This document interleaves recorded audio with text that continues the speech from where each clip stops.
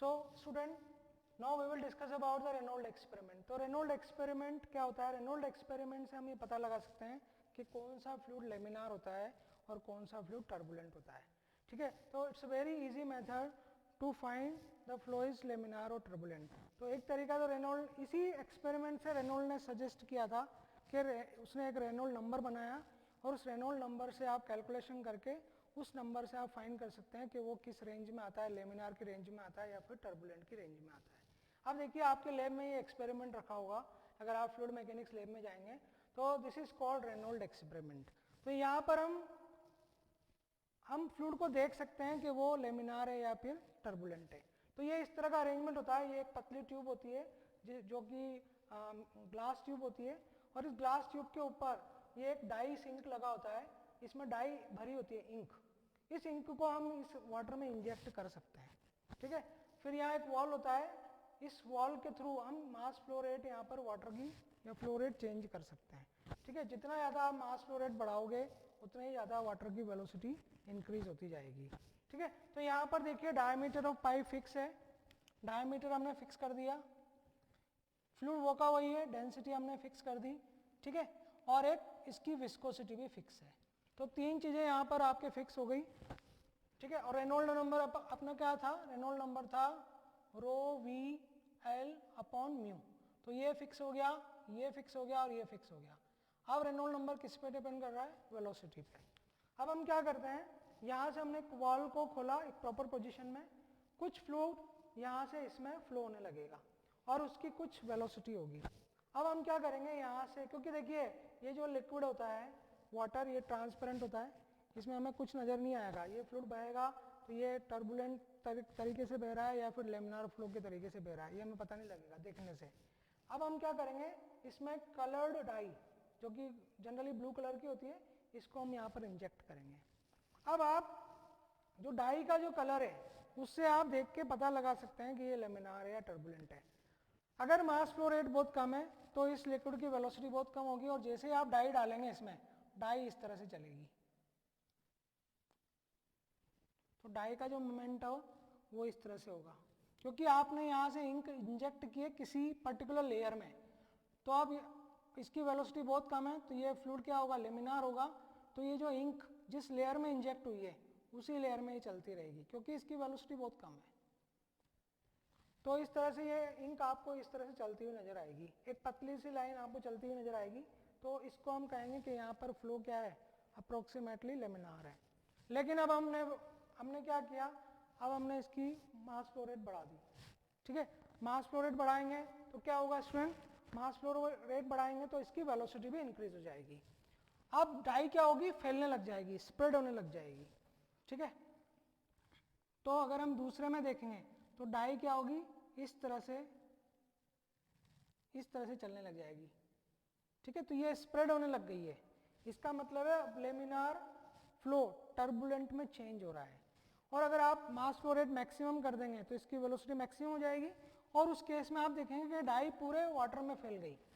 तो पूरे वाटर में फैल गई, इसका मतलब उसका अनप्रिडिक्टेबल पाथ है, सारी लेयर एक दूसरे से मिक्स हो रही है, क्योंकि हमने इंजेक्ट तो एक लेयर में की थी लेकिन वो सारी लेयर्स में फैल गई। इसका मतलब उसके जो मॉलिक्यूल्स हैं वो पूरी लेयर में रैंडम मोशन कर रहे हैं। तो इस तरह से ये रेनॉल्ड एक्सपेरिमेंट हम कर सकते हैं। तो ये आपको बताएगा कि ये लेमिनार फ्लो है, ये आपको बताएगा कि लेमिनार कुछ टर्बुलेंट है और ये आपको बताएगा कि फुली टर्बुलेंट है। अगर इन तीनों केस में आप वेलोसिटी की वैल्यू यहाँ रखेंगे तो आपको पता चलेगा कि ये जो रेनॉल्ड नंबर है ये 2300 से नीचे आएगा पहले केस में, दूसरे केस में 2300 और 6000 के बीच में आएगा और तीसरे केस में ये रेनॉल्ड नंबर 6000 से ऊपर आएगा। ठीक है, तो इस तरह से हम लेमिनार और टर्बुलेंट फ्लो का पता लगा सकते हैं। Now come to the Nusselt number. So what is Nusselt number? तो Nusselt number is also a dimensionless number. ठीक है, इसका भी कोई डायमेंशन नहीं होता और ये नसेल्ट ने फॉर्मुलाइज किया था इसको। तो नसेल्ट नंबर का यूज क्या है? Nusselt number is use to predict the intensity of convection. Convection कितने अमाउंट में हो रहा है ये आप नसेल्ट नंबर से पता लगा सकते हैं। So it is a measurement of, we can say the Nusselt number is a measurement of convection phenomena. ठीक है, अब हम इसका एक फॉर्मूला निकालते हैं कि नसल्ट ने इसका फॉर्मुलेशन किस तरह से किया। देखिए, हमने ले लिया एक कन्वेक्शन फिनोमिना जिसमें हमने एक हॉट प्लेट ली है जो कि एक सॉलिड सरफेस हो गई, इसका टेम्परेचर हो गया Ts। ठीक है, इस पर एक फ्लूइड फ्लो हो रहा है जिसका टेम्परेचर है Tf। ठीक है, और Ts की वैल्यू Tf से ज़्यादा है। इस हॉट प्लेट की वैल्यू, इस हॉट प्लेट का जो टेम्परेचर है वो फ्लूइड के टेम्परेचर से ज़्यादा है। तो हम कह सकते हैं यहाँ से हॉट प्लेट से हीट ट्रांसफर होगी किसको, फ्लूइड को। तो देखिए यहाँ पर ये जो हॉट प्लेट की जो सरफेस है, ये सरफेस की वेलोसिटी 0 है, u इज इक्वल टू 0 है। तो जब फ्लूइड इसके ऊपर से पास होगा तो फ्लूइड के इमीडिएट जो नियरेस्ट लेयर है वो क्या हो जाएगी, इस फ्लूइड से, फ्लूइड की जो इमीडिएट लेयर है वो सॉलिड सरफेस से अटैच हो जाएगी और उसकी वेलोसिटी भी क्या हो जाएगी, 0 हो जाएगी। ठीक है, तो सम पार्ट ऑफ लेयर्स या some layers which is attach with the hot plate या हॉट सरफेस, ठीक है, जिनकी वेलोसिटी 0 हो जाती है, इसको हम कहते हैं स्टैग्नेंट लेयर। तो ये स्टैग्नेंट लेयर आपको देखने को मिलेगी फ्लूइड के जस्ट ऊपर। ठीक है, आफ्टर द स्टैग्नेंट लेयर अब मूविंग फ्लूइड है, लेकिन धीरे धीरे इसकी वेलोसिटी, ये तो वेलोसिटी 0 पे है, धीरे धीरे इसकी वेलोसिटी बढ़ती जाएगी और फ्लूइड की जो वेलोसिटी है u वो उसके बराबर हो जाएगी। ठीक है, तो ये आपने लॉ ऑफ विस्कोसिटी पढ़ा होगा। तो विस्कोसिटी के कारण क्या होता है, एक लेयर दूसरी लेयर को चलने में प्रॉब्लम करती है, एक फोर्स पीछे की तरफ लगाती है वेलोसिटी के अगेंस्ट में, जिसको हम विस्कोसिटी कहते हैं। तो विस्कोसिटी के कारण इस लेयर की वेलोसिटी यहाँ सबसे कम होगी और फिर धीरे धीरे बढ़ती जाएगी और बढ़ के जो फ्लूइड की जो वेलोसिटी है उसकी फाइनल वेलोसिटी के बराबर हो जाएगी। अब हम बात करते हैं नसल्ट नंबर की। तो यहाँ देखिए, यहाँ हीट ट्रांसफर कैसे होगा। सबसे पहले हॉट प्लेट से जो हीट ट्रांसफर होगा स्टैग्नेंट लेयर को, और स्टैग्नेंट लेयर को ये ट्रांसफर होगा क्योंकि यहाँ पर मॉलिक्यूलर मोमेंटम नहीं है, तो यहाँ पर जो हीट ट्रांसफर होगा वो थ्रू कंडक्शन होगा। ठीक है, तो हम कह सकते हैं heat transfer through hot plate surface to stagnant layer। और ये किसके थ्रू होगा, ये थ्रू होगा कंडक्शन के थ्रू। ठीक है, तो यहाँ पर जो मोड है वो क्या काम करेगा, यहाँ मोड काम करेगा कंडक्शन। अब इसकी वेलोसिटी आप कैसे निकालेंगे, इसकी वेलोसिटी आप इसकी हीट ट्रांसफर रेट कैसे निकालेंगे, थ्रू फोरियर लॉ। तो फोरियर लॉ से Q की वैल्यू कितनी हो जाएगी student, minus KA del T by del y. ठीक है, तो ये फोरियर लॉ से हमने हीट ट्रांसफर रेट निकाल ली। तो यहाँ से यहाँ तक जो हीट ट्रांसफर हुआ है थ्रू कंडक्शन, उसकी वैल्यू होगी minus KA del T by del y. यहाँ पर K थर्मल कंडक्टिविटी हो गई मटेरियल की, A हो गया सरफेस एरिया, और delta T by del Y ये हो गया टेम्परेचर ग्रेडियंट। इसको हम कहते हैं टेम्परेचर ग्रेडियंट। तो टेम्परेचर ग्रेडियंट है,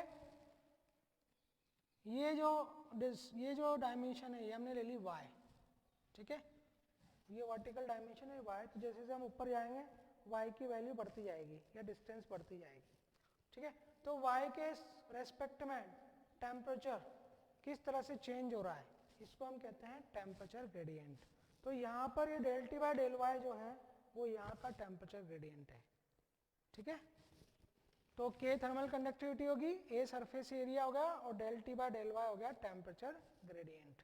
ठीक है, इसके बाद अब यहाँ के बाद जो हीट ट्रांसफर होगी वो थ्रू होगी कन्वेक्शन। ठीक है, तो हम कह सकते हैं now heat transfer from stagnant layer to moving fluid. अब मूविंग फ्लूइड को ये हीट ट्रांसफर होगी। तो यहां पर कौन सा मोड वर्क करेगा, यहां पर मोड वर्क करेगा कन्वेक्शन। तो कन्वेक्शन हम किससे निकालते हैं, convection rate Newton Rickman law से। तो न्यूटन रिकमैन लॉ हमने लास्ट वीडियो में पढ़ा था। तो न्यूटन रिकमैन लॉ के अकॉर्डिंग ट्रांसफर रेट क्या होती है, हीट ट्रांसफर रेट वो होगी एच ए डेल्टा टी, या फिर हम कहेंगे H A T S minus T F के बराबर। ये लेयर इसी से अटैच हो गई है, ठीक है, तो इसका टेम्परेचर हम टी एस के बराबर मान सकते हैं। तो ये हो गया कि Q बराबर H A T S minus T F. तो ये हो गई फर्स्ट इक्वेशन और ये हो गई सेकंड इक्वेशन, ठीक है। अब हम जानते हैं कि हम हीट लॉस यहाँ नेगलेक्ट करके चलते हैं हम अपने अजम्पशंस में। तो जितनी हीट सरफेस ने स्टेगनेंट लेयर को दी है उतनी हीट ये लेयर आगे देगी, ठीक है। इसका मतलब ये अमाउंट ऑफ हीट और ये अमाउंट ऑफ हीट क्या होगा, इक्वल होगा, ठीक है। तो इन बैलेंस कंडीशन हम कह सकते हैं, वी कैन से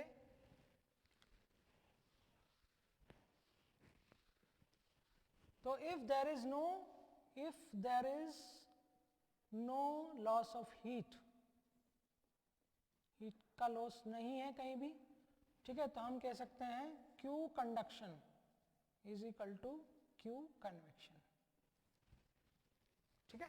तो अब हम ये दोनों फॉर्मूले इसमें रख देंगे, तो हमारे पास आ जाएगा minus K A del T by del Y, ये टेम्परेचर ग्रेडियंट हो गया, और ये हो गया H A T S minus T F, ठीक है। यहां से हम h की वैल्यू फाइंड कर सकते हैं। तो h की वैल्यू क्या होगी, तो h इज इक्वल टू हो जाएगा, ये देखिए कितना होगा h की वैल्यू, ऐसे ये तो कैंसिल हो गया स्टूडेंट, ठीक है। तो यहां पर हो गया minus k del T by del y upon t S minus T F, ठीक है। इसको और हम सिंप्लीफाई कर सकते हैं, इसको हम कर सकते हैं सिंप्लीफाई इस तरह,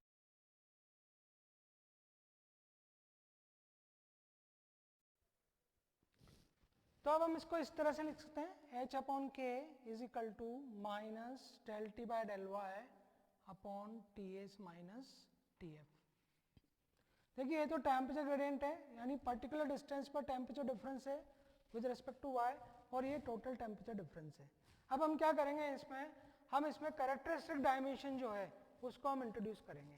तो कैरेक्टरिस्टिक डायमेंशन हमने पढ़ी थी, वो होती है L, जिसको हम लिखते हैं 4 area of cross section upon P, ठीक है। अब हम इसमें L इंट्रोड्यूस करेंगे, तो देखिए L क्या होगा, H इंटू एल बाई के, मैंने L से इधर मल्टीप्लाई कर दिया, minus del T by del y t S minus T f, और हमने L इधर मल्टीप्लाई कर दिया। अच्छा, इसको मैं ऐसे भी लिख सकता हूँ, minus del T by del y upon t S minus T f upon L। तो देखिए हमारे पास एक फॉर्मूला हमें मिल गया है, ठीक है। Del T by del Y ये तो होता है temperature gradient at some value of y, और ये हो जाएगा ओवरऑल टेम्परेचर ग्रेडियंट।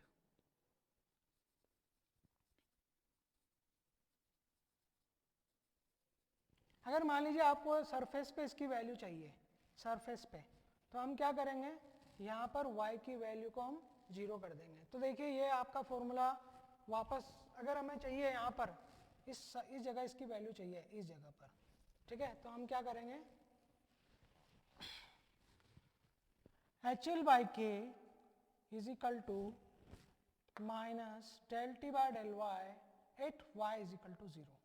ये y इज इक्वल टू 0 होगा यहाँ पर सरफेस पर, ठीक है। तो सरफेस पर टेम्परेचर ग्रेडियंट की value T S minus T f upon L, ये हो जाएगा ओवरऑल टेम्परेचर ग्रेडियंट। तो यहाँ पर हो गया टेम्परेचर ग्रेडियंट एट सरफेस